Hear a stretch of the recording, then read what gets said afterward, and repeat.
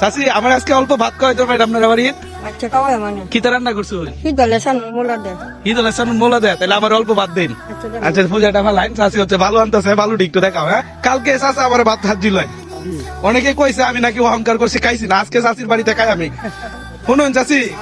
এই যে আপনারা ভাত হাত দিলেন না পরে খাইছি না আমি বলে অহংকার করছি সবাই কই দেয় আমি চাইতেছি আজকে দুলা ভাত খাই দুলা ভাত লই জাস্ট এটা হচ্ছে এই যে মূলার তরকারি আর হচ্ছে চেপা দেখি খায় তারপর কেমন লাগে মিস্ত্রি খাবেন বাড়ি যায় খাবেন আচ্ছা ঠিক আছে আলহামদুলিল্লাহ খায় লাগে চাচা আপনার খাইছো এদিকে আইন এদিকে আইন আপনি এই যে নেন আমরা তো মিলে দেবো চাচি দুলা খা বলছেন একটা মানুষের আর্থিক অবস্থা খারাপ থাকতে পারে কিন্তু সেই মানুষটা তো খারাপ না সে যদি গরিব হয় অথবা তার যদি ফ্যামিলির অবস্থা খারাপ থাকে তাহলে তো সে মানুষটা খারাপ না তাই না চলেন আমরা হচ্ছে খাওয়া দাওয়াটা শেষ করি দেখেন সবকিছু পরে রিজিকের মালিক হচ্ছে আল্লাহ আল্লাহ কখন কার রিজিক কোথায় রাখছে আল্লাহ ভালো বলতে পারবে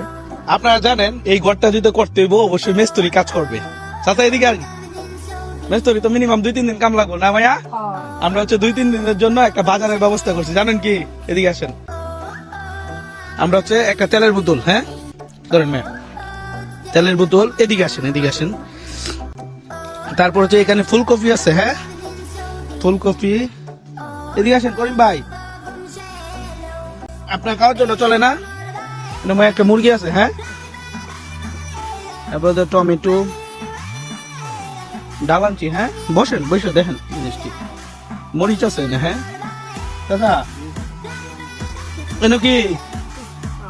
আলু এই তো এনো কি মায়া আচ্ছা এটা কি চাচি